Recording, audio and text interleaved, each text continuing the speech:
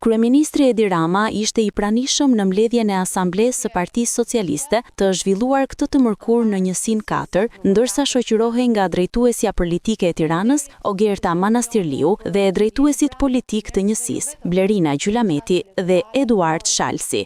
Gjatë fjalës së tij, në mbledhje, Rama tha se rritja e çmimit të naftës është si pasojë e krizës në të gjithë botën për shkak të luftës, por që në tablon e gjerë nuk shihet vetëm si efekt i krizës.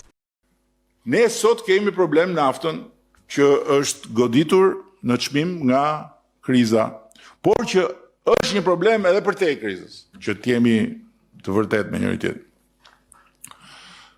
Ajo kriza e shkaktuar atje në ngushticën e Hormuzit edhe gjithë kjo që po ndodh, e ka rritur çmimin gjithandej, e ka çuar në stratosferë, sidomos në ca vende shikoja më çonin ca miq nga Gjermania të merr. Por ne tani, në kohë kjo na gjen, në kohën kur ne kishim filluar në fakt, dhe unë e kam thënë që në fjalën e parë në asamble mbasi fituam, që ne do të hymë në tregun e naftës me një faktor publik, me një faktor shtetëror, me një kompani publike. Kreu i qeverisë zbuloi se familjar ose prindër që nuk punojnë dot për shkak se kujdesen për fëmijët me aftësi ndryshe, do t'ju paguhen sigurimet shoqërore nga shteti, si dhe për ta do të ketë dyfishim shpërblimi. Kujdestarët, prindër apo kujdestar të afërm, familjar etj. Të fëmijëve me aftësi të veçanta.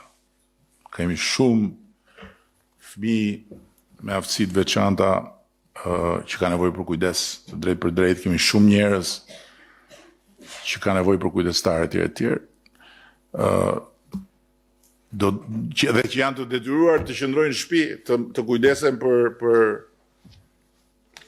për njeriun e afërt, për fëmijën, për njeriun e afërt, nuk mundet dot që për këtë shkak të penalizohen dhe të mbeten pa pension nesër. Kështu që do t'ja u paguaj shteti sigurimet shoqërore. Dhe kjo do të fillojë nga akti i ardhshëm normativ i qershorit. Ashtu si kundër, kemi thënë dhe tani do ta realizojmë edhe dyfishimin e shpërblimit për prindrit e fëmijëve me aftësi të veçanta.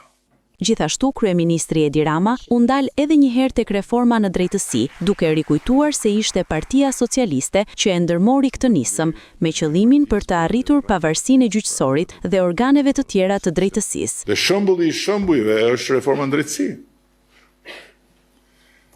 Kur ne shkruanim programin elektoral përpara sa të fitonim zgjedhjet e para, ne flisnim për të përfshirë në program reformën në drejtësi.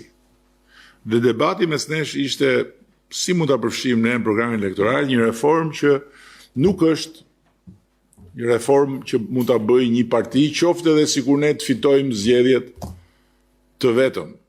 Sipas Ramës, e gjitha kjo është bërë në kuadër të hapjes së rrugës për një antarësi më të shpejtë të Shqipërisë drejt Bashkimit Evropian.